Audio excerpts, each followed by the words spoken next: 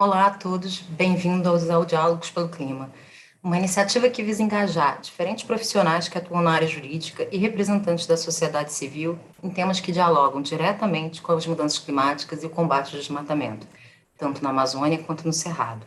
Essa iniciativa foi pensada para ocorrer em diferentes etapas, que envolve tanto a comunicação online quanto presencial. Com isso, a gente espera compartilhar o máximo possível de informações confiáveis e ideias inovadoras. Ao todo, vão ser 6 eventos online sobre diferentes temas. Já na etapa presencial, a proposta é a gente aprofundar um pouco mais as discussões técnicas, que o resultado a gente vai disponibilizar em diferentes canais digitais, inclusive no site do Fumbio. Para o Fumbio, a comunicação, as trocas e a construção de redes são uma forma de aporte de recursos estratégicos para a conservação da biodiversidade. E para isso, nada melhor do que a criação de um ambiente propício para trocas significativas que beneficiem o meio ambiente, com a construção de novas ideias e novos arranjos de execução. O nosso intuito é observar não apenas os desafios, mas construir soluções para o território. Um texto base vai estar disponível no site, vocês podem acessar lá e vocês vão encontrar também parte dos elementos que vão ser conversados hoje. É importante colocar para vocês que essa é uma iniciativa integra o programa Comunidades Tradicionais, Povos Indígenas e Áreas Protegidas nos Biomas Amazônia e Cerrado, ou, como a gente apelidou aqui no Fumbio, Copaíbas. O objetivo geral desse programa é contribuir para a redução de desmatamento e a consequente emissão de gases de efeito, a diminuição da emissão de gases de efeito estufa por meio de apoio a estratégias que promovam a conservação da floresta e das áreas de vegetação nativa na Amazônia e Cerrado. Associado a isso, melhorando também as condições de vida das populações tradicionais e povos indígenas. Com uma equipe super robusta e preparada para diferentes olhares e estratégias para conservação, o programa está sendo gerido técnico e financeiramente pelo Fumbio, com apoio da Iniciativa Internacional da Noruega para o Clima e Floresta. Se vocês quiserem mais informações, entrem no site do Fumbio ou em contato com a gente. Esse segundo evento, que vai tratar de populações tradicionais indígenas e quilombolas e as alternativas econômicas, redes de reconhecimento e apoio na preservação, a gente trouxe 3 diferentes representantes de organizações que atuam não apenas pelos direitos desses grupos sociais, como pela criação de mecanismos efetivos de sustentabilidade, diferentes olhares e abordagens que agregam, e algumas vezes se complementam. Eu tive o prazer de ver isso aqui nas discussões prévias. Te agradeço a todos pela disponibilidade, a simpatia e a abertura para o diálogo. Eu sei que para muitos de vocês foi muito difícil, de hoje foi atrantado, então obrigada. Para nós, esse tema envolve a perspectiva de que o combate ao desmatamento, o enfrentamento às mudanças climáticas, ele passa também pelo fortalecimento da atuação de diferentes grupos sociais, que conservam a biodiversidade e possuem práticas integradas com a natureza. Grupos, algumas vezes, oficialmente reconhecidos, ou ainda na busca de um reconhecimento formal que traga visibilidade à sua atuação. Debater os diferentes olhares sobre esse tema gera para a gente uma oportunidade de conexão das agendas nacionais e internacionais, além de um alinhamento sobre procedimentos para crédito de carbono, RED+, bioeconomia, PSA, assim como instrumentos e mecanismos financeiros que vão trazer novos arranjos institucionais que alinhem segurança jurídica e gerem impactos positivos no contexto de diferentes grupos sociais. E para começar, eu vou chamar o Fernando Merlot Suave, que me pediu para quebrar o protocolo e tirar o doutor, ele, na verdade, Lilian, vou tentar quebrar esse protocolo. Fernando é procurador da República e atua na defesa dos direitos indígenas e comunidades tradicionais no Amazonas. E também coordena a mesa de diálogo permanente Catrapovos, de Ação Nacional, e da Catrapoa, que é a Comissão de Alimentos Tradicionais dos Povos no Amazonas. Fernando, com você. Olá, boa tarde, boa noite, né? Se a gente está falando para o Acre, ou para o Amazonas, ou para Brasília, já tem essa realidade diferente, né? A gente pensa aí que às 19 horas de Brasília, às 19 horas, mas temos 3 fusos no Brasil, né? E é uma alegria, né, estar participando com vocês, e essa questão aí da quebra do protocolo, acho que tem um pouco a ver com essas dinâmicas que vêm sendo propostas de atuação em rede, né, de justiça restaurativa, enfim. E a gente precisa construir novos novos modelos, eu acredito, de atuação, ainda mais na Amazônia, né? Talvez no Cerrado, enfim, que dialoguem, né? Que tragam as diferentes instituições de forma conjunta. Eu vou expor brevemente a questão da catrapoa e catrapovos que, que fui chamado a trazer aqui, né? Eu atuo no Amazonas há 8 anos e um dos temas dos diversos, que são muito complexos, era a questão, né? Da alimentação escolar dos povos indígenas tradicionais e com a própria questão da geração de renda, né? A logística complicadíssima, a falta de um pouco de sensibilidade, às vezes, dos órgãos públicos centrais com a questão amazônica logística, né? É comum se discutir a questão de desvio de verbas, que existe, mas porque a gasolina está a R$10, e é o preço da gasolina, às vezes, no interior aqui, entendeu?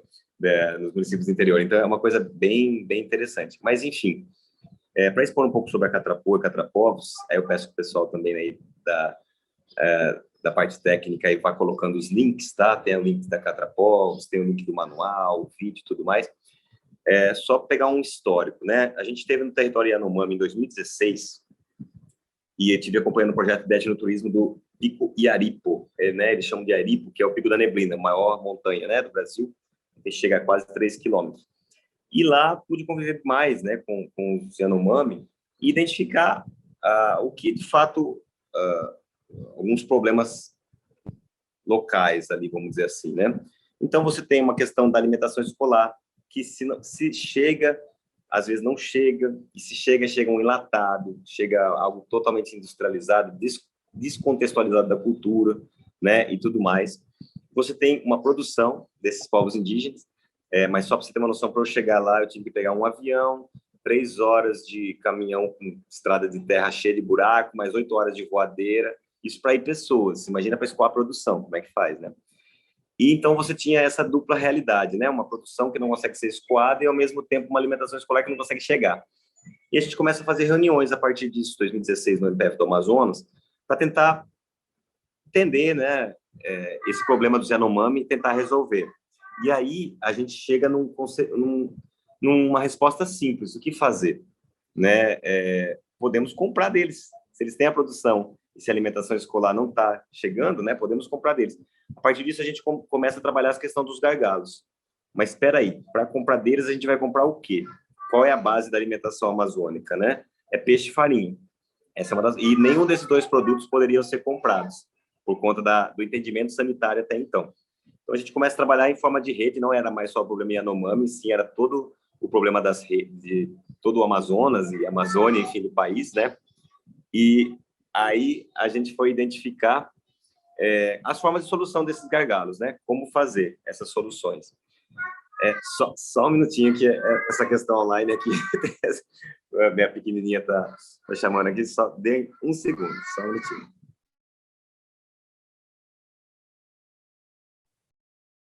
Então, ele resolve o problema técnico com... tá chegando, Ian. Pronto. Tem uma pequena de 3 anos aqui, mas tudo bem. E aí, quais eram os 3 gargalos que a gente identificou? O primeiro, sanitário. Não posso comprar peixe, não posso comprar farinha, não posso comprar polpa, não posso comprar nada processado, porque, em tese, o entendimento até então é que tudo isso tinha que ser embalado, registrado, carimbado, né, aquela música para poder ser fornecido. Ou seja, resumindo, um Yanomami lá, 800 quilômetros de Manaus, tinha que pescar seu peixe, mandar para Manaus, 800 quilômetros de barco, congelá-lo, mandá-lo de volta para sua aldeia para poder consumir o seu próprio peixe, que ele faz isso todo dia, né, na sua escolinha indígena. E aí a gente começa a trabalhar com os órgãos essa questão, falar, opa, não é possível, né, um cenário desse que não chega alimentação, não consegue escoar, e a gente constrói, então, a partir disso, um entendimento. Isso, juridicamente, a gente está conversando com vários profissionais do direito aqui, né? A Constituição está acima das convenções internacionais de direitos humanos, ou está para par, né? Dependendo do entendimento, Convenção 69 da OIT, por aí vai, que está acima das leis ordinárias, né? Leis complementares, ordinárias, e por aí vai, e normas técnicas. Se essas normas estão inadequadas com a Constituição e com a Convenção, elas têm que ser adequadas, não o contrário, né? Então, a gente vai fazer essa leitura, os órgãos sanitários do Amazonas, o MAPA, né, do Amazonas, a DAF, que é a Agência Sanitária do Amazonas, e o MPF constroem e assinam uma nota técnica, simplesmente adequando o entendimento legal, né, ao contexto cultural desses povos. Ou seja, hoje, se eu crio galinha no meu quintal, eu posso matar essa galinha no meu quintal e consumi-la. Isso se chama autoconsumo ou consumo familiar. A gente nada mais que fez que entender esse contexto para os povos indígenas tradicionais. Ou seja, o que é o quintal, né? O que é o autoconsumo ou consumo familiar para um povo indígena?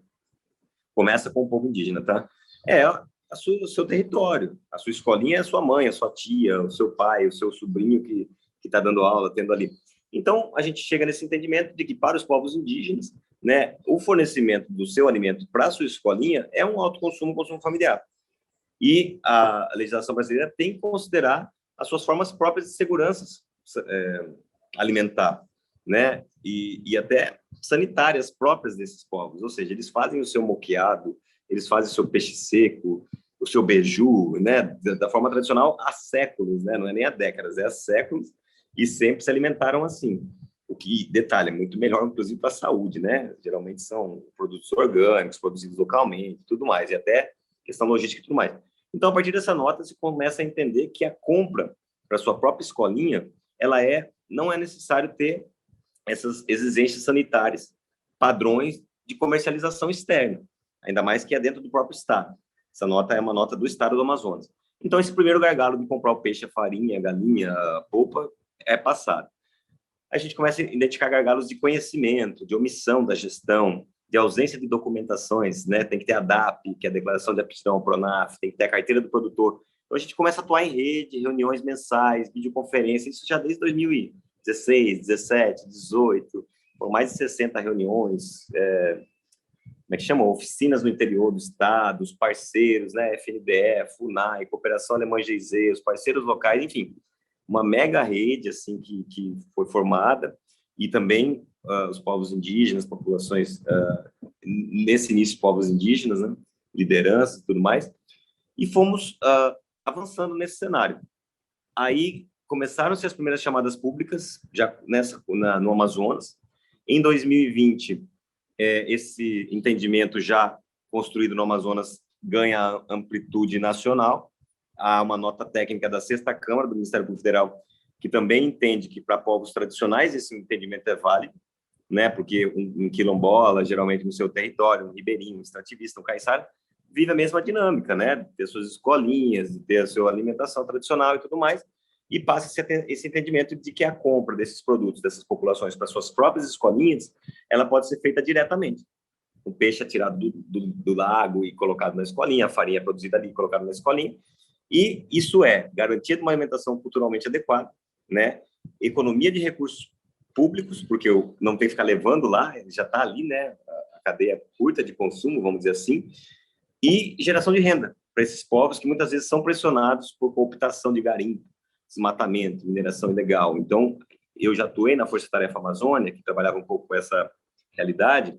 A gente percebe que onde há geração de renda sustentável, geralmente tem maior empenho, maior força para se combater esse tipo de cooptação de lideranças, entendeu? Para garimpo, para exploração madeireira, ilegal e tudo mais.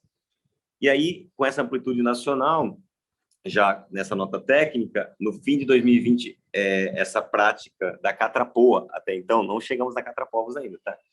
Ela vence aquele prêmio Inovare, né? Na categoria Ministério Público, ela ganha mais visibilidade. Em 2021 se cria a Mesa Nacional.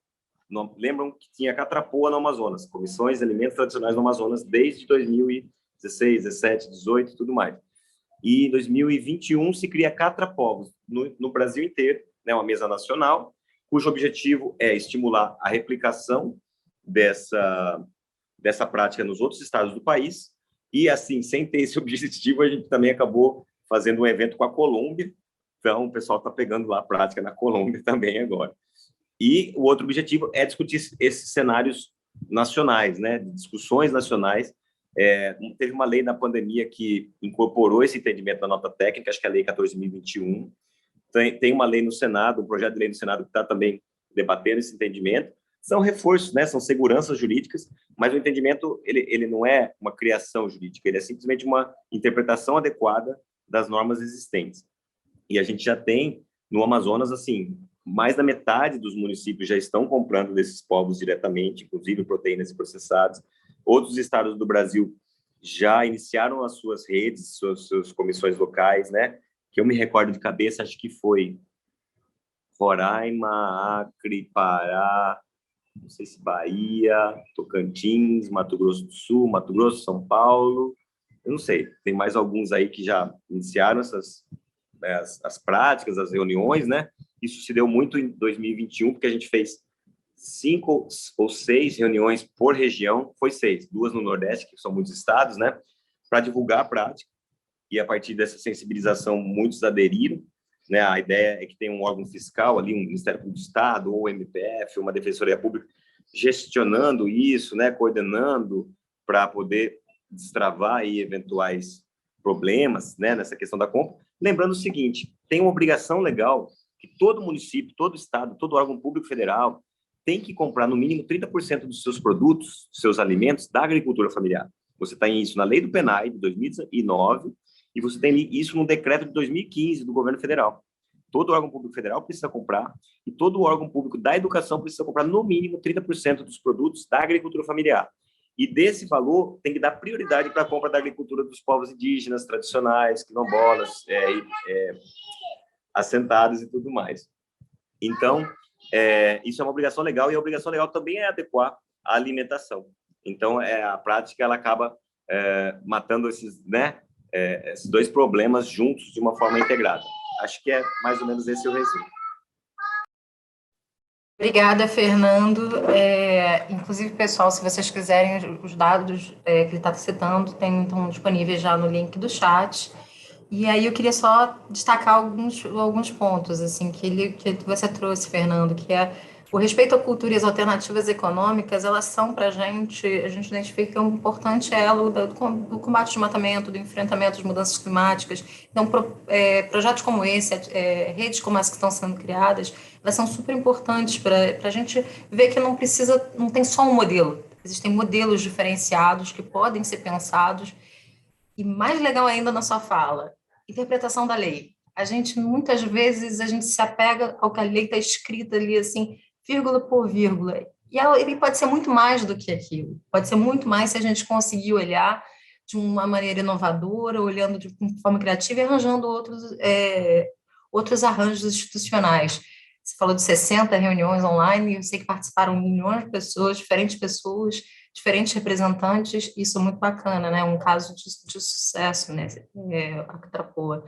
E aí eu queria até aproveitar e chamar, pegando esse link da cultura, das alternativas econômicas e do papel da questão indígena mesmo, eu queria convidar a Cineia do Vale, que é uma gestora ambiental, é coordenadora do Departamento de Gestão Ambiental do Conselho Indígena de Roraima e foi coordenadora da Câmara Técnica de Mudanças Climáticas do Comitê do PNGAT. Ela está há mais de 10 anos acompanhando as discussões climáticas em âmbito regional, nacional, internacional, inclusive a CNEA participa das COPs do clima, com diálogo e voz, que é bem interessante, e sempre com um foco na agenda indígena e na implementação de ações em nível local.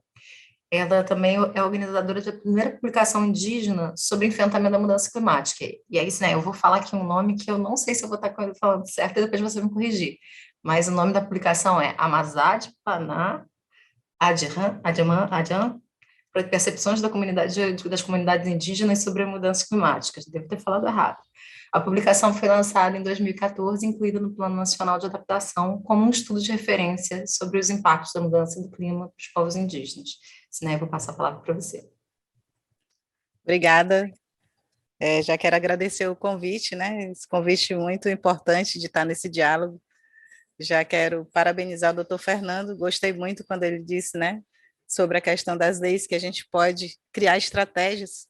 Então, eu acho isso muito importante. Eu sou Cineia do Vale, do povo Wapixana. Na minha organização, o Conselho Indígena de Roraima fez 50 anos recentemente, né, já está bem atuante aqui no estado. Nós somos uma organização de base também que estamos fazendo um trabalho de base, mas fazemos incidência a nível nacional, a nível internacional, e eu venho nesse trabalho, né, de olhar um pouco essa questão climática desde o chão. Eu costumo dizer assim, desde as nossas comunidades, através de rodas de conversa.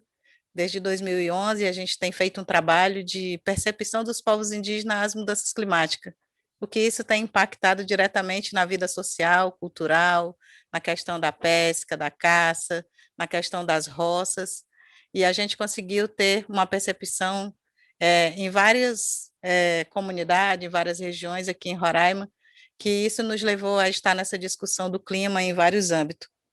Mas o mais importante disso é a gente poder olhar para todos esses impactos já sentidos, né, das mudanças climáticas nas comunidades indígenas e a gente poder criar planos, né, alternativas para enfrentar esses problemas, mesmo sabendo que hoje a gente não tem uma política de fato dita que vai resolver os problemas, mas a gente cria estratégias ainda mesmo a meio a tantas questões. Então, em 2011, nós criamos o primeiro plano de enfrentamento às mudanças climáticas, saiu daqui de Roraima, da região Serra da Lua, né, foi referência no Ministério do Meio Ambiente, no PNA, no Plano de Adaptação às Mudanças Climáticas, e isso foi muito importante, porque esse estudo, essa percepção foi feito por indígena. A gente trabalha aqui em Roraima com os agentes territorial e ambiental, em várias regiões, a gente tem pelo menos 240 deles atuando, né, eles não são agentes contratados, são agentes voluntários nas suas comunidades, são lideranças que trabalham para produzir informação para dentro e para fora das suas comunidades. A gente conseguiu fazer esse plano de enfrentamento com a percepção de jovens, de liderança, de mulheres. E o mais interessante é a gente olhar que a mulher tem um papel importante nesse trabalho da questão do clima, né? Então, nesse estudo a gente conseguiu fazer uma rotina das mulheres, né? Desde a hora que a mulher acorda, vai para a roça, planta suas sementes, colhe sua pimenta, faz a sua comida, cuida dos filhos, né? Olha o igarapé. Então, a mulher é muito sensível à questão da água, à questão das sementes, à questão de olhar a floresta como um todo, porque ela está ali sempre pegando a semente, pegando a questão da medicina tradicional, onde ela pega todas as remédios ali na farmácia viva. Então, a gente teve a oportunidade de fazer esse estudo para nós, né? Nós mesmos, povos indígenas, produzindo informações para nós mesmos. Então, a gente sabe que a questão climática, se a gente for olhar na questão mais técnica, a gente olha, dá até medo, são muitas siglas, são muitas palavras difíceis, mas a gente supera isso porque quando a gente volta para a nossa realidade, não é nada do que a gente não conhece, com as nossas palavras, daquilo que a gente já está vivendo, seja na questão da percepção ou seja na questão do enfrentamento. Então, quando a gente fez esse estudo de mudanças climáticas, a gente conseguiu perceber que era bom a gente ter um banco de sementes vivas, para a gente perceber quais eram as sementes mais resistentes no inverno, as sementes mais resistentes no verão, e começar a reproduzir essas sementes para que as famílias tivessem um estoque de alimento garantido, né, com com um clima adverso que aqui em Roraima a gente nem tinha tanta cheia, e agora a gente vê comunidades inteiras sendo alagadas, perdendo as suas roças, né? Então, isso é muito importante quando a gente já começa a fazer um estudo no nosso conhecimento tradicional, e é claro que a gente agrega um pouquinho do tecnológico, né? Então, depois que a gente fez essa publicação, depois que a gente conseguiu ter uma percepção que a gente marcou assim, vamos começar de 20 anos atrás, vamos fazer um estudo ao longo desses 20 anos, o que é que mudou na vida da comunidade? O que é que mudou na questão da água, né? Os rios aqueceu, quantos peixes a gente já não vê mais regional aqui nas nossas comunidades. Então, a gente começou a ter essas percepção.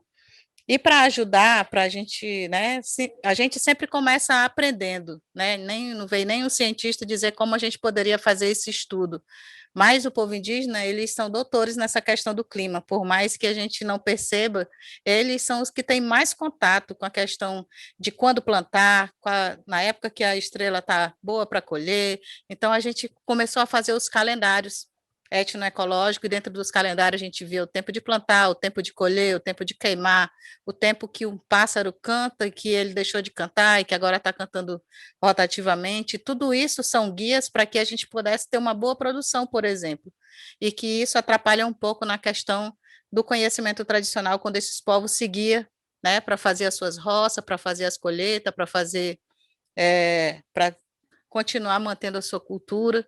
Então, há sim um impacto nessa questão e a gente começou a estudar sobre isso.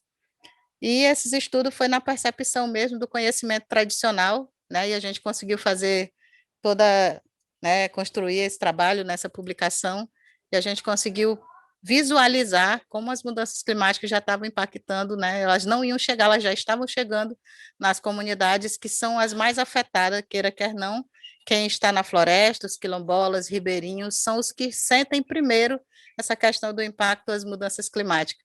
E é nessas rodas de conversa, nesses estudos bem de perto, que a gente consegue ver o quanto conhecimento o povo indígena tem e como eles já começam a se preparar para enfrentar esses problemas, mesmo sabendo, mesmo não sabendo de onde vem, né? Porque a gente sabe que é global, né? Além do global, a gente ainda tem uma mudança climática local, porque a gente trata um pouco sobre a questão dos impactos de empreendimentos, por exemplo, como a soja, que vem bem do lado da comunidade, né? Retira, por exemplo, aqui no estado de Roraima, a gente tem muitos chamam de savana, mas para nós é lavrado, né? E quando isso tudo é retirado, é uma biodiversidade que ela sai, e isso que contribuía muitas vezes e quase toda para a questão das roças na comunidade, do bem-estar do povo indígena, e hoje a gente vive momentos em que as pragas vêm e come toda uma roça que não tem nenhum tipo de agrotóxico, né, para manter ali as roças vivas. Mas isso são exemplos de impacto que a gente vem sentindo, né, na questão das mudanças locais. Isso já está hoje comprovado cientificamente. Então, a gente está aí nessa jornada de fazer, né, já estamos já quase finalizando o próximo Estudos de Mudança Climática da Terra Indígena Raposa Serra do Sol, e aí onde a gente também tem mulheres jovens atuando, né, fazendo todo esse levantamento, né, coletando todas essas informações para perceber como é que está se organizando a Raposa Serra do Sol em relação à questão da mudança do clima, e onde entra um pouco da parte tecnológica, né? O primeiro estudo a gente fez meio ali que na raça, todo mundo, né, com suas canetas, seus cadernos anotando, construindo seus calendários, e nesse último estudo a gente conseguiu agregar mais um pouco de conhecimento tecnológico com o Alerta Clima Indígena, que é a plataforma SOMAI. Então, lá é um aplicativo no celular onde a gente consegue coletar dados de cheia, de seca, e assessorar um pouco as comunidades, e isso ajudou muito nesse estudo que a gente está finalizando. Ele já está indo para o forno, e daqui a pouco a gente tem mais um estudo de mudanças climáticas, né? Um plano de enfrentamento às mudanças climáticas. Mas é muito interessante quando a gente também tem políticas públicas que pode, né, fortalecer a questão principalmente da produção, a questão principalmente do que as comunidades, né, hoje produz o seu excedente, principalmente para manter realmente, quando eu falo numa educação diferenciada, justamente até na parte da merenda escolar, ela tem que ter ali uma alimentação, né, da sua comunidade, e a oportunidade de você vender esses produtos. Sempre a gente pensou nisso, né? Produção, a gente tem tanta coisa que produz, a gente pode ter uma alimentação mais saudável nas comunidades, e eu acho que isso é bem interessante. Para além disso, a gente acompanha muito essa questão da discussão sobre o clima, né, a nível nacional e internacional, e uma das portas que a gente viu que se abriu e se instituiu, né, de fato e de direito, não foi dado, mas é uma busca dos povos indígenas, por exemplo, a plataforma de povos indígenas e comunidades locais, que hoje está instituído dentro da UNFCCC, onde os povos indígenas podem ali também contribuir com seus conhecimentos tradicionais para a questão do clima diretamente num espaço, né, que a gente, há alguns anos atrás, por exemplo, desde a Eco 92, a gente sabe que é uma corrida dos povos indígenas para garantir esse espaço, porque a gente quer estar junto e mostrar o quanto a gente tem para ajudar, o quanto a gente tem para colaborar nessa questão do clima com a sabedoria indígena que está aí nessa imensidão do país que é o Brasil, mas também em outros países, né? E eu acho que é um tema bem importante, é um tema que a gente precisa ficar alerta, principalmente com esses mecanismos de recurso e de implementação para fortalecer os povos indígenas enquanto estão nos seus territórios ali, preservando, conservando, né? Principalmente quando a gente fala da questão de água, a questão de floresta, e a gente precisa que hoje a gente tenha, né, um pouco desse aporte para que os povos indígenas continuem ali mantendo milenarmente as florestas com a sua sabedoria, as farmácias vivas, a sua biodiversidade, e a gente diz que não é só para os povos indígenas, mas para o mundo todo, né? É um papel muito importante que os povos desenvolvem, e a gente está continuando nesse estudo na perspectiva que a gente possa ter um grande plano de enfrentamento às mudanças climáticas da Amazônia brasileira, para que a gente possa apresentar como proposta e termos soluções de política num breve, curto espaço de tempo. A gente acredita sim, porque a gente não pode ser desanimado, a gente tem que se animar,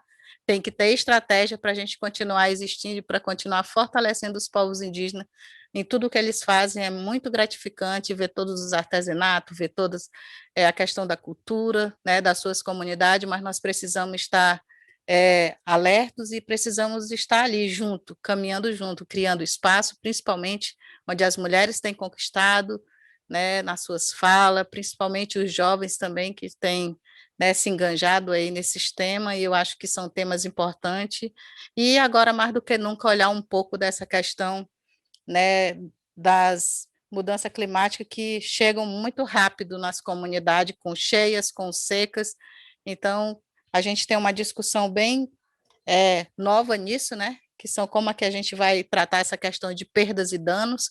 A gente perde roça, a gente perde tempo, a gente perde, né, os direitos, a gente perde tantas coisas, mas como a gente vai tratar essa questão de perdas e danos agora dentro das comunidades, né? Porque são ações que têm que ser mais rápidas do que a mitigação, do que a adaptação. Então, a gente tem procurado um pouco, né, pautar todas essas discussões e também um pouco monitorar os recursos de clima que entram no país, como a gente tem aí o Fundo Floresta, e ver como é que isso realmente chega nas pontas para que possa fortalecer as atividades do que está sendo feito nas comunidades indígenas. Então, acho que é um pouco isso, né? Estou aqui para qualquer pergunta, qualquer informação, já agradeço o espaço, muito obrigado, e é isso. Obrigada, Sinaé. Você traz vários pontos super interessantes que eu acho que vão enriquecer o diálogo, e começa por essa questão do conhecimento tradicional, que é tão importante, que a gente está trazendo aqui nessa discussão. Assim, tem muito a contribuir, e ainda quando a gente consegue associar ele a mecanismos tecnológicos para poder potencializar ele, trazer planos, propostas, coisas positivas, de impactos positivos para as comunidades, pode ser um grande alerta de alternativas, de caminhos diferenciados. E outra fala importante, que vai casar também com a atuação da Lilian e com o processo, é essa questão da mulher, do empoderamento, das lideranças indígenas estarem se destacando dentro desse processo, que é um reconhecimento importante, um espaço bom que tá sendo alcançado, significativo, que para a gente é muito importante. Hoje a gente está numa mesa com muitas mulheres, isso é um reflexo de uma atuação de cada vez maior das representações. Bom, vou deixar a Lilian passar, que também me deixou quebrar o protocolo, de não chamar de doutora Lilian, Lilian Braga, Lilian Regina Braga, que ela disse que o nome dela é muito bonito. Ela é promotora de justiça do Ministério Público do Estado do Pará, na 13ª Promotoria de Justiça do Meio Ambiente, Patrimônio Cultural e Habitação e Urbanismo de Santarém. Muitos trabalhos diferentes. É especialista em Direito Municipal pela UFPA e mestranda pelo Programa de Pós-Graduação em Sociologia e Direito da Universidade Federal Fluminense. Ela atua principalmente nas seguintes áreas: populações tradicionais, meio ambiente, patrimônio cultural, habitação, urbanismo, ordenamento fundiário e agrário. E aí eu queria acrescentar, por conta própria, os trabalhos com direitos humanos, questões étnico-raciais e empoderamento feminino. Doutora Lilian, passo a palavra para você. Obrigada, Andréa. Que alegria poder participar dessa mesa com o Fernando, com o Cineia e com você, Andréa, e com toda essa equipe que está aqui junto com a gente para esse diálogo. Eu, na verdade, sou amazônida, né? Sou uma mulher negra que vive na Amazônia. Eu sou de Santarém, né? E tenho a felicidade de poder trabalhar no meu lugar, né? Hoje, estando no Ministério Público, você pode ser cidadão do mundo, né? Você pode, sei lá, de São Paulo e estar no Pará, ou estar no Pará e estar em outro lugar, mas eu tenho essa felicidade de poder trabalhar no meu lugar. E isso, além de uma felicidade, é uma responsabilidade muito grande, né? Porque a gente divide, né, com toda a população que a gente é demandado, né, as responsabilidades de ver o seu lugar preservado, né? Estar na Amazônia é abrir esses olhos para toda essa diversidade que Fernando nos trouxe.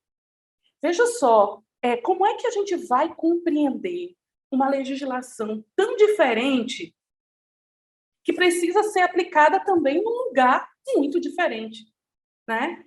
Se a gente pensa na produção de alimentos dentro da Amazônia, é muito diferente da produção de alimentos feita em outros lugares. A considerar, por um detalhe tão interessante que Fernando nos trouxe, que são as nossas distâncias. Quando a gente diz que vai bem ali, espera 4, 5 horas para chegar, não é não, Sinéia? Quando eu digo vou bem ali, vai esperando 4, 5 horas para chegar. Então, isso é uma realidade, não é uma dificuldade, não é um grande problema.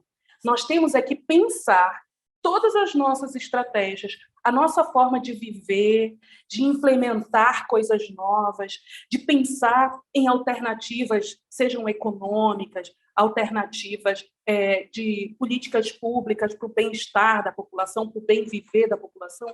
A gente tem que agregar a todas essas estratégias essa realidade. E é isso que muitas vezes parece estar desconectado, né, do que se vê fazendo ou acontecendo dentro da Amazônia e muitas vezes em alguns outros biomas, como o Cerrado, em alguns outros lugares dentro do nosso país. A gente não conseguir a conexão necessária para a realidade que aquele lugar nos propõe.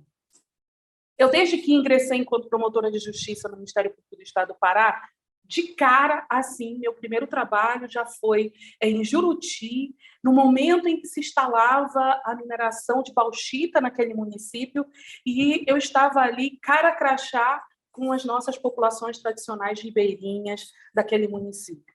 E que foi, para mim, um grande aprendizado para enxergar que hoje, sem qualquer dúvida, sem medo de estar dizendo qualquer coisa inadequada, que são essas populações tradicionais, são os nossos povos indígenas, são os quilombolas, são os ribeirinhos que garantem a sustentação da floresta, que garantem os nossos rios, que garantem a vida genuína dentro da Amazônia. Eu não tenho a menor dúvida com relação a isso. E aprender como é que isso se faz, né, eu acho que o nosso grande exercício, nós outros que ficamos manejando com legislação, com possibilidades econômicas, o Funbil conseguir enxergar como é que essa turma toda trabalha em torno disso, né? Conseguir enxergar lá a Cineia e a turma dela falando de clima, né? Por que eles têm que estar falando disso? Né? Eles estão lá cuidando da vida deles, mas por que eles estão falando disso? Eu recentemente pude acompanhar, eu acho que Fernando e Cineia também puderam ver, uma questão que aconteceu ali no Alto Rio Mapuera, em Oriximiná.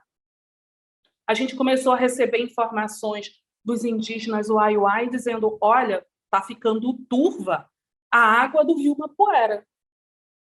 E ninguém conseguia identificar o que era, e é exatamente essa questão climática,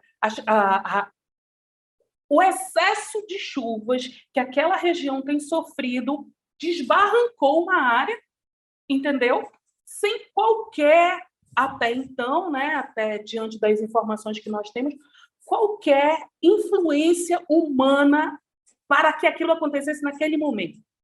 Mas aí a gente sabe que as influências das muitas chuvas e de eventuais desflorestamentos é exatamente a intervenção humana no território, né? E como é que a gente pode pensar que as coisas podem e precisam ser diferentes, né? E aí eu escuto a experiência das mulheres indígenas Munduruku, lá do Alto e do Médio Tapajós, Eu sou promotora de justiça em Jacareacanga e posso acompanhá-las. E um dia, conversando com a Leusa Munduruku, uma das grandes lideranças indígenas do mundo, né? Uma mulher que, infelizmente, hoje tem a sua vida ameaçada. Ela faz parte de um programa de proteção de testemunhas, de vítimas e testemunhas, e ela me dizendo: nós começamos a trabalhar entre as mulheres o artesanato para o enfrentamento ao garimpo. E aí eu ficava aqui pensando, gente, quanto é que é uma peça de artesanato e quanto é que é 1 grama de ouro? A gente sempre faz essas contas meio malucas, né? A gente é tentado a fazer essas contas malucas, como se isso tivesse expressão para a vida daquela população. Mas ela me dizia assim, nós temos hoje essa estratégia para tentar tirar os nossos maridos do garimpo, para não permitir com que os nossos filhos queiram entrar no garimpo. E aí a gente percebe que a atuação delas tem, de fato, grande conexão e que isso, de algum modo, incomoda a organização para a produção de artesanato, de biojoias, e que isso é um processo de resistência ao garimpo no Tapajós, por exemplo. Por quê? Quando a casa da Leusa Munduruku foi atacada e incendiada, numa sequência de violências que tiveram ali no Rio Tapajós, adivinha o que foi que também foi atacado, foi destruído e foi queimado? Exatamente a lojinha desse tamanhinho, lá em Jacareacanga, aonde essas mulheres vendiam as suas biojoias, o seu artesanato, e aí a gente para pensar, gente, por que foram destruir isso? Que ali era só uma portinha, né? Uma portinha que vendia o artesanato dessas mulheres, mas é porque a simbologia disso é muito forte, né? Então, compreender esses cenários é compreender também quais são as estratégias que hoje essas mulheres estão tendo para garantir a sua sobrevivência, para garantir um útero que não seja doente pelo mercúrio, por exemplo, né? Que é como elas se manifestam, que o útero delas está adoecendo pela presença do mercúrio ali naquela região. Mas elas conseguem enxergar uma alternativa de resistência a esse garimpo. Uma outra estratégia bastante interessante que eu tenho observado é que, assim, eu trabalho muito também aqui com os nossos quilombolas na região do Trombetas, né? Então, ali é uma região de lindos quilombos e de muita gente que está ali também pensando nessa floresta em pé, mas também sofrendo as influências, como, por exemplo, da mineração do Rio Trombetas, porque tem uma mineração ali que se estabelece, e outras relações econômicas que ali se fazem, né? E conversando com a turma de lá, eu sempre converso com um professor que tem lá, que é da Universidade Federal Fluminense, o doutor Marcelino Conte, e a gente fala sempre que ainda é presente o aviamento lá naquela região. O aviamento para castanha, por exemplo. E conversando com o professor Conte, ele fala assim, aí você observa que esse aviamento hoje ele ainda existe, é presente, mas é voluntário. Não tem ninguém com os instrumentos da escravização, do processo colonizatório, se estabelecendo aqui. Pelo menos a gente não vê ninguém pegando ninguém pelo chicote para manter sobre o aviamento. Mas aí, conversando também com o Rogério, que é quilombola, hoje presidente da ARCMO, lá de Oriximiná, ele diz, doutora, eu faço parte de uma cooperativa, a Copaflora, que nós rejeitamos o aviamento porque nós entendemos que o aviamento na nossa região é um processo, sim, de subalternização, é um processo de escravidão, de escravização, e pensar em cooperativas como essa que nós estamos instalando é superar esse processo de escravização que nós ainda vemos aqui no seio, né, da nossa comunidade quilombola. Eu perguntei para eles, e vocês trabalham com o que hoje, o Rogério? Ele me fala, nós estamos trabalhando com a castanha, nós estamos trabalhando com o cumaru, e nós estamos trabalhando também com a pimenta que vem dos indígenas Uai-Uai. Vocês já comeram a pimenta dos Uai-Uai? Nossa, arde 3 gerações antes e depois da gente, entendeu? É uma pimenta maravilhosa. E aí, o que acontece? Entregam para a cooperativa a pimenta pronta e a cooperativa vai lá, invasa aquela pimenta, lacra, coloca o nome, a origem e tudo. E, através desse instrumento, hoje, eles fazem a distribuição, por exemplo, da pimenta dos indígenas de Inhamundá, dos indígenas Uai-Uai, lá do Rio Mapuera, para o mundo, né?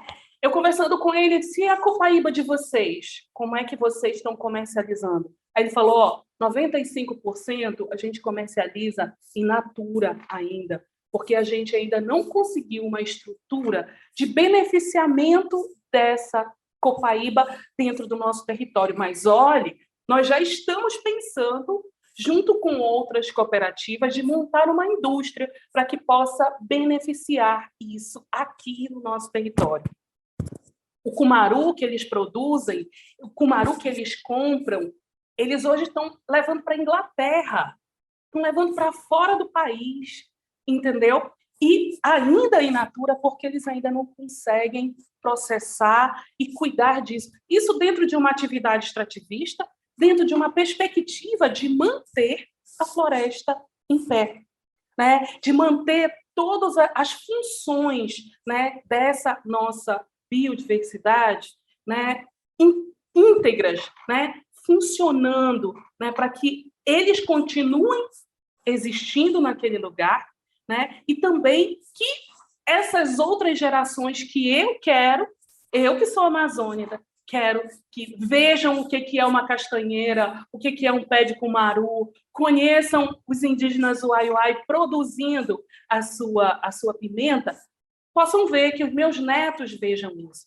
Então, essas estratégias, sejam aquelas trazidas das experiências trazidas por Fernando, de pensar como é que a gente faz que os nossos indígenas forneçam para a merenda escolar aquilo que eles produzem, isso é uma coisa que assim, custa muito para a formalidade que é hoje a merenda escolar, pensar. Eu imagino, Fernando, todo esse trabalho que vocês tiveram, porque eu também fui promotora de educação aqui e a gente também fazia esses debates que hoje são encaminhados aqui pela promotora de justiça, Helena Maués, que trabalha com a Catrapovos, né? E faz essa discussão aqui conosco.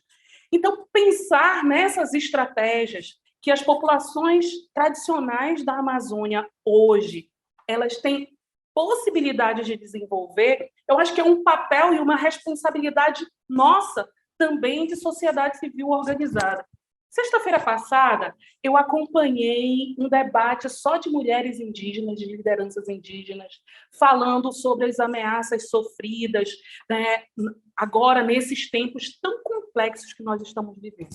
Uma delas disse assim, eu acho que a gente tem que parar de perguntar para os indígenas o que eles estão fazendo e o que eles querem fazer. A gente precisa começar a perguntar para a sociedade civil organizada. O que a sociedade está fazendo para garantir a floresta em pé? O que a sociedade civil está fazendo para que nós tenhamos alternativas para essa possibilidade da copaíba ela estar dentro do território e ser toda aproveitada por essas populações?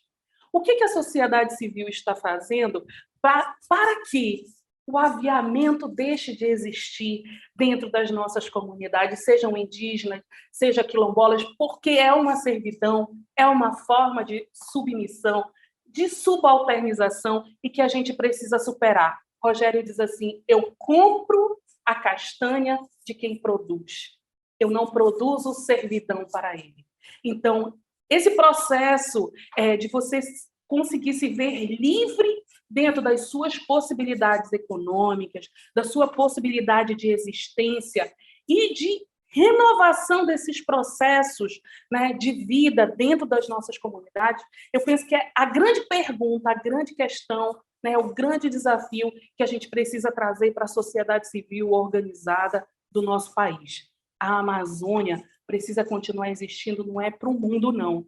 é para os amazônidas, né? É para quem está lá, quem precisa viver, quem deseja viver e que, de algum modo, tem a sua vida meio ali, em estado de turbulência, porque economicamente viável se enxergam outros projetos, como a mineração, como a extração de madeira, como obras de infraestrutura, e não consegue se perceber que a escolha feita pelas populações indígenas, quilombolas, pelas populações da floresta, é uma escolha economicamente viável e que garante a sobrevivência e a subsistência dessas pessoas naquele lugar.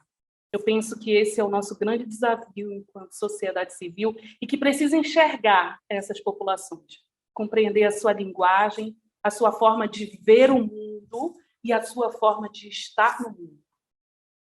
Era isso, mais ou menos, que eu queria aqui trazer para a nossa roda de conversa. E uma coisa linda que você falou, que você me lembrou, Andréa, sabe quem é presidente da Copa Flora, lá em Oriximiná? Uma mulher, a Diana, as mulheres conquistando o mundo. Obrigada, Lilian. Você me empolga conversando aqui, trocando essa ideia. Já estou aqui. Na verdade, cada um trouxe uma fala mais interessante. Eu queria compartilhar com você o seguinte: eu também foi em Juruti que eu comecei a entender a Amazônia. Foi meu primeiro projeto na Amazônia e eu entendi as diferenças, o que é trabalhar esse bioma que é bem diferente e as realidades sociais. Isso vem muito com essa fala que assim a gente tem que tomar muito cuidado para entender as relações sociais antes de querer intervir no território. Isso é um cuidado muito importante que cada vez mais vem se pensando dentro das organizações da sociedade civil, como apoiar, como fazer, assim, olhando para o território e ver quais são as melhores estratégias. E, paralelo a isso, essa questão da legislação.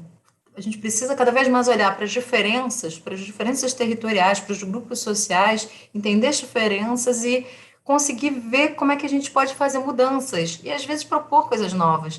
Antes de começar, ontem, se não me engano, o Fernando estava falando um pouco de outros mecanismos de reconhecimento territorial, da gente garantir que haja uma terra coletiva. Então, existem diferentes propostas que vão começando a acontecer, que no âmbito internacional a gente chama de outras medidas efetivas para conservação da biodiversidade, que alguns chamam de OMEC. Enfim, tem outros mecanismos, outras ferramentas de reconhecimento. Bom, eu vou trazer, então, vocês trouxeram vários temas, eu vou trazer algumas perguntas. Uma pergunta do texto base que eu queria trazer para vocês é assim, o Ministério Público, como o Ministério Público pode apoiar na construção de arranjos institucionais e produtivos que deem segurança jurídica às partes? E essa pergunta pode ser para o Fernando e para a Lilian, mas, Sinaia, também da sua perspectiva, como é que você olha que o Ministério Público pode ajudar nessa construção, nesse ponto de olhar a legislação de uma forma diferente, que dê para esses grupos segurança jurídica nos acordos, nos processos que estão sendo feitos? Vocês vieram trazendo diferentes olhares, e aí a gente quer a dica, não precisa ser a solução, assim, da gente pensar juntos. A Priscila Greenberg fez uma pergunta, ela disse o seguinte, olha, como vocês estão vendo o envolvimento das comunidades tradicionais, da sociedade Amazônia, na Amazônia como um todo, nas grandes iniciativas de negócios de impacto, como PPA, a mais, Concertação para a Amazônia, Laboratório de Biodiversidade, enfim, todos esses diferentes trabalhos que estão sendo desenvolvidos na Amazônia. E o Reinaldo Rosa, ele trouxe uma pergunta assim, como é que a gente vai conseguir vender crédito de carbono? Eu não sei se ele representa, eu não estou aqui de onde ele é, mas assim, como é que faz essa venda de carbono? Como é que os diferentes grupos conseguem? E aí, né, talvez você possa até também ajudar a gente aqui nos diferentes olhares que você tem com uma participação nas reuniões internacionais. E aí eu vou parar por aqui para a gente ter 5 minutos, mas tem mais perguntas aqui para acontecer, mas acho que a gente pode começar. E aí, para quebrar um pouco a ordem aqui, né, você pode começar?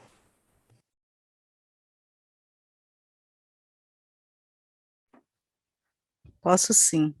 Então, a primeira pergunta sobre como o Ministério Público, né? Como a gente pode achar alternativas, por exemplo, nessa questão dos produtos indígenas para colocar nas escolas, ou até mesmo a gente conseguir ter estratégia dentro das comunidades indígenas para que essas produções elas tanto possam, né, estar ali na mesa dos próprios indígenas, porque a gente sempre pensa para dentro primeiro, para depois a gente pensar para fora, né? O bem-estar das famílias, ter a garantia da comida na mesa e o excedente vender para a escola, ou vender até mesmo dentro da própria comunidade. A gente tem trabalhado um pouco aqui em Roraima com a questão dos planos de negócio, por exemplo, dentro das comunidades, para fortalecer esse trabalho, que as comunidades às vezes olham o horizonte de que vender para fora da comunidade seria uma alternativa, pode ser, mas dentro da comunidade a gente também tem a alternativa. Fortalece a questão da geração de renda, fortalece a questão da alimentação na mesa das famílias, e o excedente pode vender para a escola, né? Como a gente já ouviu aí que todos podem comprar 30%, né, de produção da agricultura familiar. Eu acho que isso é uma estratégia boa que tem que ser fortalecida. Os povos indígenas têm criado seus próprios mecanismos, por exemplo, os protocolos de consultas, seus regimentos internos, onde isso pode estar colocado também, como é que os povos indígenas querem trabalhar, né, essa questão da geração de renda também dentro das comunidades. Eu acho que isso é um pouco o mecanismo que a gente traz. E eu acho isso, são questões inovadoras dentro da legislação, onde a gente pode fortalecer aquilo que os povos indígenas sempre fizeram milenamente, né, a conservação da floresta e também a sua subsistência e a geração de renda. Eu acho que isso está tudo conectado nessa questão, e a legislação ela vem, né, e a gente pouco ouve sobre a questão das leis, né, ter arranjos institucionais para fortalecer esses trabalhos. Eu acho que isso é um importante que a gente pode ver. A gente vê tantos retrocessos de direito, né, a gente corre tanto atrás de legislações que já estão garantidas na Constituição, mas eu acho que é hora da gente inovar e da gente conseguir criar estratégia para fortalecer os povos indígenas, ribeirinhos, quilombolas, dentro das suas terras, para que a gente possa ter ali a geração de renda garantida, uma alimentação na mesa de qualidade, e também a questão da merenda escolar, onde passa todos os filhos, né? Com certeza passaram os pais, as mães, os filhos, e a gente vai vendo essa troca de informação, uma troca de conhecimento, quando a gente fala um pouco dessa educação diferenciada. Eu acho que isso é uma questão bem importante, né, dentro do trabalho que a gente tem feito.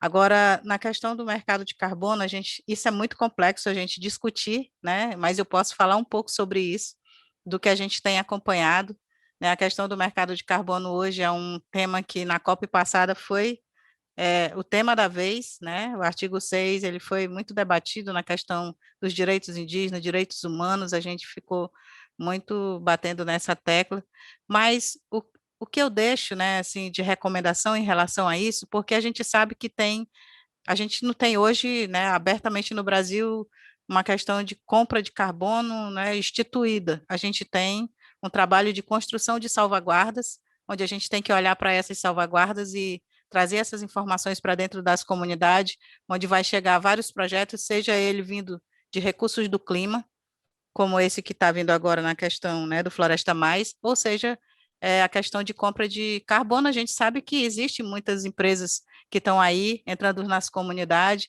mas que as comunidades possam ter as informações dessa questão de salvaguarda, o que isso vai impactar na minha comunidade, qual o contrato que eu estou assinando, né? Isso é legal? Onde é que essa empresa está ancorada, por exemplo? Está seguindo as salvaguardas que foram construídas, por exemplo, na Conarred, e que hoje já está colocada aí como, né, 19 recomendações para essa questão, né, de mercado de carbono, de RED+. Então, a gente tem um pouco desse cenário colocado, né, tivemos muitas reuniões sobre isso, mas o bom disso tudo é que a gente tem que transmitir para nossas comunidades com um, palavras diferentes, né? Se a gente chegar na comunidade hoje falando sobre a questão de mercado de carbono, é capaz da liderança que mora lá na última comunidade, que não tem nem energia elétrica, vai dizer o que, que a gente faz com isso. Dona Cinéia, a gente come com farinha, faz uma farofa com isso, porque eu nem sei o que é mercado de carbono, né? A gente nem sabe, às vezes, a quantidade na floresta de estoque de carbono que temos, né? Como que isso é medido? Então, são coisas devagar que a gente vai entrando nesse tema, mas eu acho que é muito, na minha forma de ver, essa questão do mercado de carbono ainda, com essas empresas que vêm e compram, né, vem nessa questão de, mesmo que a gente sabe que o carbono florestal hoje não está, né, aí disponível para a questão de vendas, a gente sabe que há muitas empresas já nessa questão dessa discussão em comunidades. Era um pouco isso que eu gostaria de comentar. Lilian, vou passar para você. Pode ser? Ok, pode sim. Priscila Grimber, é lá da UF, lá do programa de Sociologia e Direito, e pesquisa muito sobre essa temática. Obrigada pela pergunta, Priscila. Olha só, Priscila, a gente já debateu muito isso nas nossas discussões aí no programa. E, assim, o meu olhar, a gente sempre tem que observar uma coisa que a Cineia acabou de dizer. Todos esses programas, esses projetos, eles conseguem ser compreendidos pelas populações tradicionais? Eu acho que tem muita coisa interessante que a gente tem aí, porém, muita gente ignora a OIT 169, a gente ignora a necessidade de consulta das populações, de informação, trazer para essas populações, para que aquilo, os recursos, enfim, os projetos de governo, os projetos de Estado, cheguem nesses lugares e atendam às necessidades. Mas, assim, o que é necessidade para o povo da Cineia? E o que é necessidade pautada, por exemplo, por uma organização econômica, né, por um financiador? Então, e hoje, essa questão, seja do financiamento público, seja do financiamento privado, nas questões da Amazônia, eu acho que elas precisam ter um cuidado muito especial e uma responsabilidade muito grande, porque, ao mesmo tempo que você tem alguém que financia um belo projeto, que você financia alguém, algum grupo, alguma comunidade, para garantia da vida e da sobrevivência no seu lugar, nós também temos financiamentos internacionais, estrangeiros, interferindo, destruindo, dominando, subalternizando essas populações. Então, eu acho que, numa medida, a gente precisa observar bem para onde estamos caminhando, né? E todos esses projetos aí é conseguir enxergar que o que realmente aquela população precisa e o que ela quer, né? Como ela quer, como é que ela pensa que isso pode chegar na sua vida. Ou ela vai continuar perguntando para a Cineia se come com farinha e com peixe e não entende o objetivo dessa questão. Uma das grandes questões, eu acho que nossa, é a gente começar a entender que nós temos linguagens diferentes. Se a gente começa a compreender que nós temos linguagens diferentes, o nosso cuidado, a nossa responsabilidade com o que iremos fazer, com as propostas que fazemos para os outros, ela é fundamental. Isso os Munduruku me ensinam muito, sabia? Porque daqui para ali, quando eu estou propondo um diálogo com eles, calma aí, doutor, não é assim, não. Olha, a gente pensa assim, é desse jeito, é dessa outra maneira, sabe? Não é assim que acontece na nossa vida. Então, compreender a linguagem, a formulação da linguagem, a compreensão de mundo, isso acho que já é um passo bastante importante e responsável. Ministério Público nessa história. Tanto Lilian quanto o Fernando hoje tem um desafio grande, sabe o que é? É da gente perceber que a gente tem um mundo imenso de legislações, um mundo imenso de jurisprudências, interpretações, doutrinas, formulações teóricas, e a gente precisa botar essa coisa para rodar, para funcionar. O que Fernando está fazendo lá no Catapovos e no Catapoua não foi ele que inventou simplesmente do nada. Ele botou a cabecinha dele para funcionar junto com a turma com que ele está trabalhando e foi harmonizando aquilo que a gente já tem. É bem verdade que, às vezes, a gente tem e, às vezes, as pessoas não querem enxergar, não querem aceitar. E aí a gente tem um racismo estrutural pelo meio, né? A gente tem um preconceito, a gente acha que indígena é isso, que quilombola é aquilo, e aí a gente não dá a chance e a possibilidade que as coisas cheguem até eles, né? Nos projetos que envolvem, né, essas populações, né, esse público-alvo.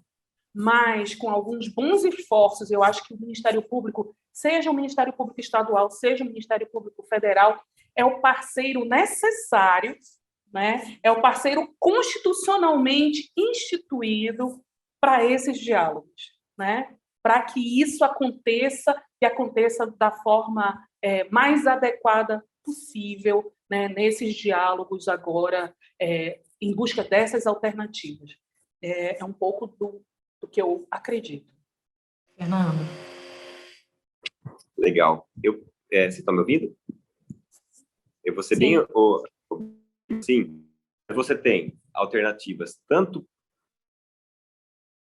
de renda para mercado privado, você tem, né, no Rondônia e ali, fronteira com o Acre, que é a produção de agrofloresta, né, entre povos tradicionais, pequenos agricultores familiares. Você tem a Asproc, na Calha do Juruá, que faz o manejo do pirarucu, que nada mais é do que entender a dinâmica, né, tradicional da contagem lá do pirarucu e tal, e trazer elementos, né, da academia, enfim, que geram essa questão da geração de renda para esses povos ribeirinhos ali do Juruá, mas também indígenas e tudo mais.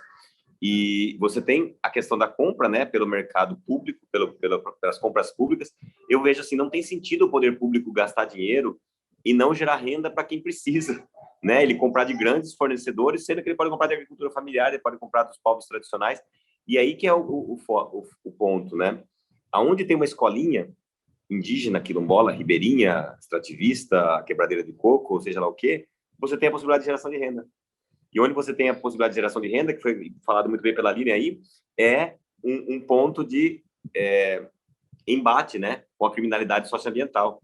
Então, isso é segurança pública, segurança alimentar, é combate a desmatamento, é combate a garimpo, tudo uma coisa só.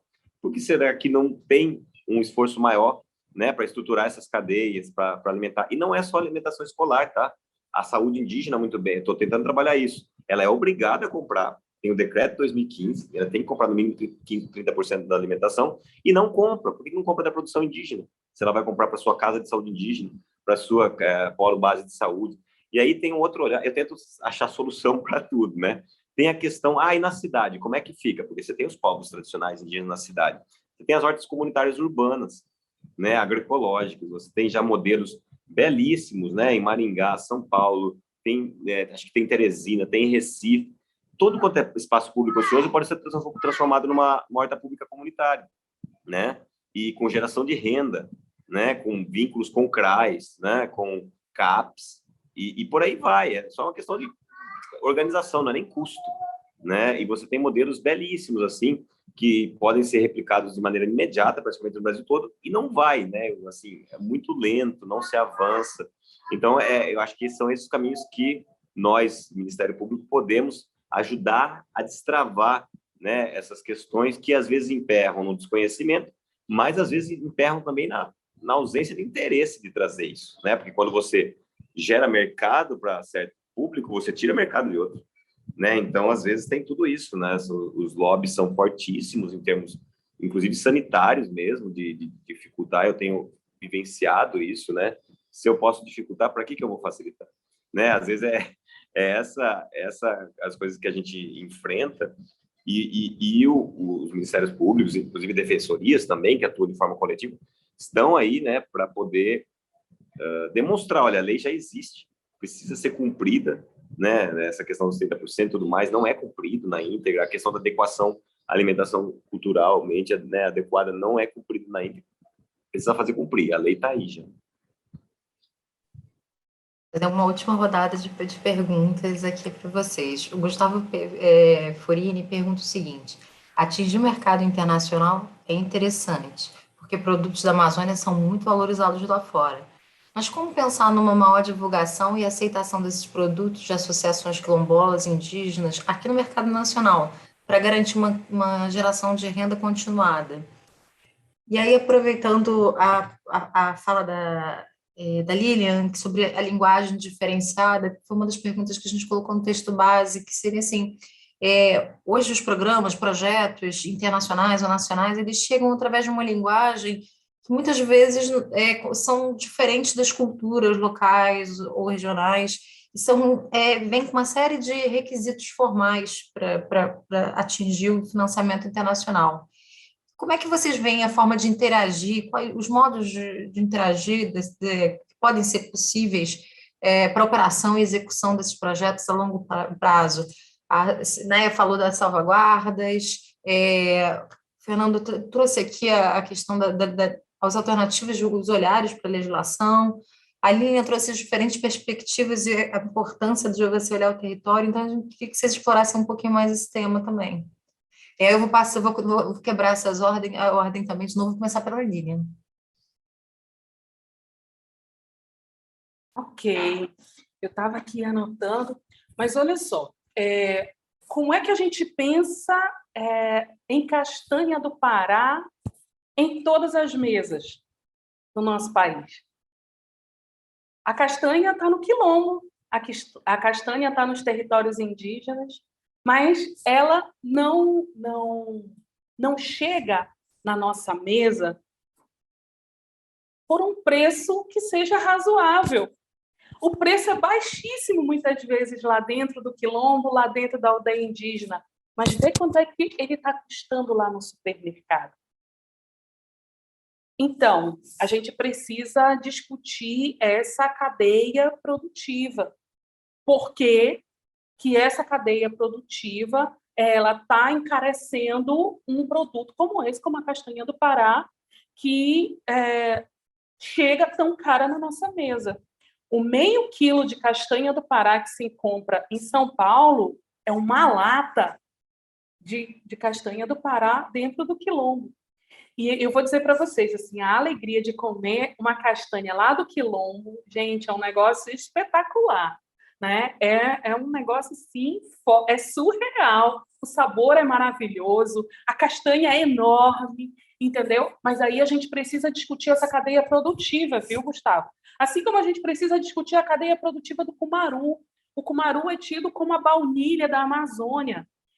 E ela está entrando nos nossos processos alimentares de uma forma fabulosa. O sorvete de cumaru é maravilhoso, sabe? E quem é que fica pensando nessas alternativas? Né? Também está dentro desse ambiente da cadeia produtiva, né? O próprio Rogério me falava que esses 95% da produção de Copaíba que eles vendem in natura vai para São Paulo para ser processada, porque, como eles não têm a indústria aqui, e o que eles conseguem processar, segundo ele, não estaria, entre aspas, olha aí, Fernando, não estaria, entre aspas, sob as exigências do Ministério da Saúde, tem que ir para um outro lugar para ser processado, porque a forma como eles sempre processaram, como eles sempre produziram, e que sempre foi remédio, e que sempre foi cura para eles, não é aceita,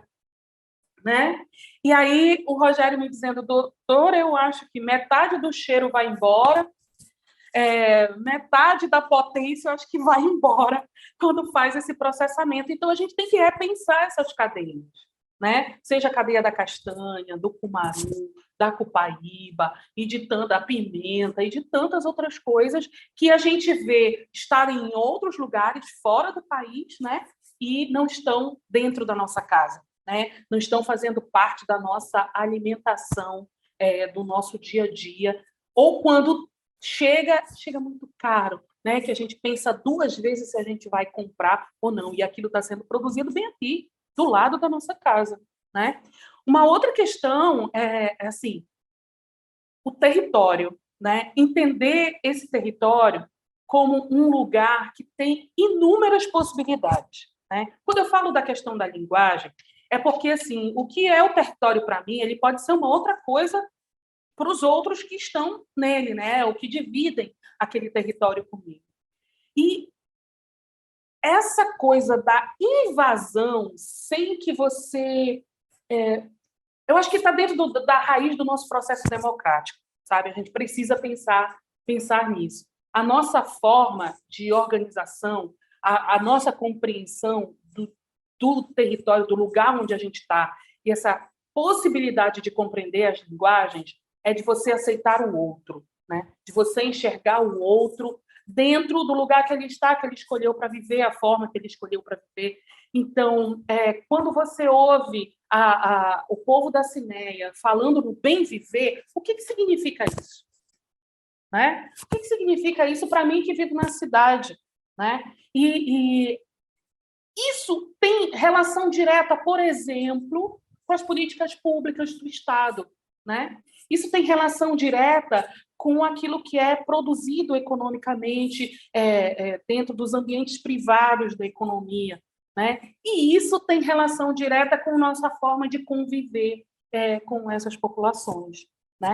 Então, assim, possibilidades nós temos, né? Mas a gente muitas vezes não consegue enxergar o outro naquela forma como ele escolheu de viver e de estar naquele lugar. Né? Então, eu acho que isso é um ponto muito importante que a gente precisa enxergar dentro das nossas relações, especialmente as relações da Amazônia.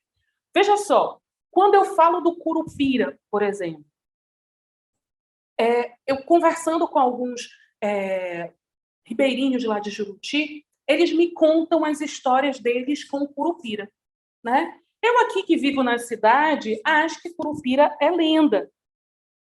Mas eu vou conversar com aquele homem que está lá na floresta, o Curupira é uma realidade.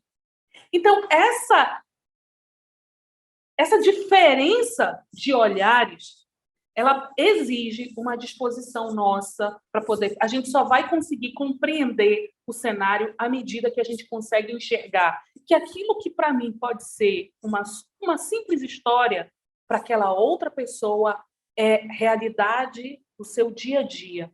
Quando ele me conta que ele se perdeu na floresta por horas, né? Quando ele me conta que o boto esteve na comunidade dele, e aí eu fico ali, o boto, achando que aquilo ali é fantasmagórico, que é um negócio de um outro mundo, mas isso faz parte da realidade e da linguagem, das relações com que aquelas pessoas têm travado. E aí o boto existe, está presente e vive nas comunidades de Juruti Velho. E aí? São essas questões que a gente ignora quando vai tratar, por exemplo, de um projeto de desenvolvimento econômico. Né? E aí a gente não só ignora a história, como a gente ignora as pessoas e como a gente acha que aquele território é um vazio. E de vazio nós não temos nada na Amazônia, em todo e qualquer canto da nossa Amazônia. Se não tem alguém, tem um animal, tem uma árvore, e aí, falando com o povo da Cineia, ele pode dizer para a gente que tem uns que são meio onça, não são não, Cineia? Que tem uns que talvez não sejam... Tu tá me enxergando Lilian, mas eu sou Lilian mesmo? Ou eu sou um macaco? Ou eu sou um pássaro? Uma jaguatirica? Um boto? Um peixe? Se não estou eu, está alguém que pode ser uma outra representação de mim e que está ocupando aquela floresta, que está ocupando aquele território. E a gente não pensa nisso. Eu vou passar agora para o Fernando, que eu estou invertendo as ordens. Eu acho que um ponto que eu estava pensando, na minha vida pessoal, privada, eu tento comprar os produtos da agricultura familiar direto, de uma feira, ou identificar esses produtos produzidos, né? Produtos produzidos é bom, né? Mas esses produtos dos povos indígenas, tradicionais, que fomentam a proteção da floresta e tal. Mas é quase que um processo de garimpo, né? Usando uma palavra ruim. Um processo de procurar uma agulha no palheiro, essa dinâmica de você encontrar esses produtos. Então, a pergunta vem, né? Como estimular esses processos, seja internacional e tal? Eu acho que começa desse básico, que pode ser fomentado tanto pelo governo, quanto pelas entidades de apoio, né? Órgãos, enfim, parceiros e tudo mais. Eu conversava isso com o pessoal do gabinete. Por que não tem um site, né? Em que você pode ter todas as redes de produção agroecológica e dos povos tradicionais que você pesquisa ali, qual que tá na sua cidade, qual que está no seu meio, né? E isso pode ser fomentado. Eu acho que é um caminho que a gente pode estimular também, mas também não só do poder público, mas também dos parceiros, né? Eu acho que só esse ponto é deixar ele colocado aí.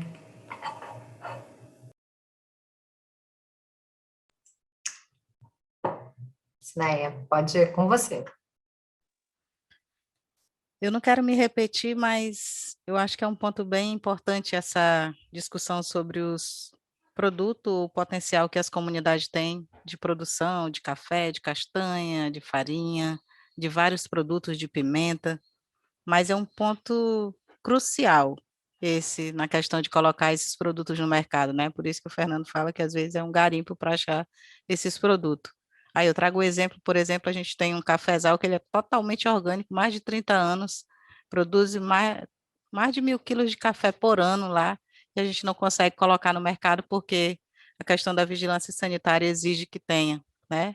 Um formato diferente para poder ter um selo, para poder estar no mercado, e isso demora muito tempo, isso descaracteriza a maneira como eles torram o café, como eles secam o café, é um saber tradicional, eles trabalham, apesar do café ser introduzido, mas o jeito que eles criaram de coletar o café, eles têm o dia, né? Eles têm o dia de torrar esse café, de como é que eles vão moer esse café, como é que eles vão pilar esse café, e aí não consegue colocar no mercado, e às vezes a gente olha 1.000 quilos de café, ele criou mofo e ficou lá. Não conseguiu vender nem para a comunidade, porque tem uma questão aí da questão da vigilância sanitária, que quando fala que tem que empacotar de tal forma, o pacote tem que ser redondo, a gente precisa ter um selo, né, que diz que aquele café é de primeira qualidade, e isso inviabiliza muito a gente colocar os produtos indígenas no mercado, que tem um potencial enorme. Se a gente for ver as comunidades, elas produzem doce, elas produzem, né, as pimentas, aqui a gente tem a jiquitaia, que é uma pimenta totalmente seca, que moe, que coloca nos vidrinhos, mas talvez elas chegam só nas feiras, né? Nos municípios a gente vê. E por outro lado, é a questão dos atravessadores, né? Eles compram esses produtos lá. Às vezes a gente não tem nem o selo para dizer a origem do produto, a história daquela comunidade, o saber tradicional, como foi feito, e ele leva para o mercado com o nome dele e coloca no mercado um produto que tem um histórico bem, né, ali presente dos povos indígenas. E eu acho que é um pouco isso que a gente busca aqui também em Roraima e várias partes da Amazônia, com os planos de gestão territorial e ambiental, consolidar um pouco essa questão de como colocar esses produtos no mercado. A gente fala primeiro que a gente tem, né, que ter os produtos na mesa dos povos indígenas, garantindo ali as alimentações, mas tem um excedente que eles querem vender, eles querem gerar renda. Só que toda essa burocracia para se colocar no mercado, a gente vivencia aqui em várias partes, na castanha, na farinha, né, na questão do café, na questão do artesanato das mulheres. Aí quando a gente fala, olha, tem produtos indo até para o exterior, mas muitos deles não vão, né, pela mão dos próprios povos indígenas, eles já passam para outras mãos para chegarem lá, né? Claro que isso também ajuda, porque quando eles conseguem vender, mesmo que não tendo um histórico nesses produtos, eles estão gerando renda. E a gente precisa que esse potencial ele aconteça, principalmente porque a gente tem mulheres, tem jovens e que querem uma geração de renda nas suas comunidades, né? E uma das questões que a gente tem tratado aqui em Roraima, principalmente, é a geração de renda dentro das próprias comunidades, venda para dentro. Hoje a gente tem aposentado, professores, agente de saúde nas comunidades, e a gente procurar fazer com que esse dinheiro circule mesmo dentro das comunidades, que ele não saia para fora, porque os produtos não podem sair para fora. Então, é um pouco disso que a gente tem trabalhado aqui em Roraima.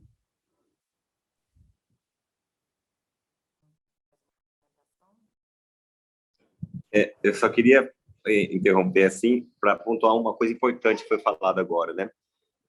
Esse processo de inversão do que deve acontecer é muito preocupante. Vou dar um exemplo que foi citado, né? Esse pirarucu de manejo, lá do Juruá, né? São os ribeirinhos que fazem, os indígenas, você compra aqui em Manaus, tudo produzido. Ele não consegue o selo orgânico, porque eles não conseguem... eles estão trabalhando isso, mas eles não conseguem mostrar que vindo da natureza é orgânico.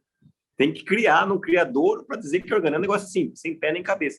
E a própria questão, eu estava conversando isso com o pessoal da agroecologia, a própria questão de um selo orgânico já é uma coisa absurda. Você tem que colocar um selo em algo que faz bem é uma perversão da realidade, né? Você coloca um selo no cigarro, que faz mal. você avisa que uma praia está imprópria para banho, porque ela faz mal. Você deveria colocar uma etiqueta naquela banana do mercado produzida com agrotóxico, porque ela faz mal. Essa deveria ser a lógica, e não você exigir uma mega estrutura de burocrática para botar um ser orgânico. Né? Então, assim, vejam, né, desconstruir um pouco essas questões que parece que mais dificultam do que facilitam o acesso desses produtos ao mercado.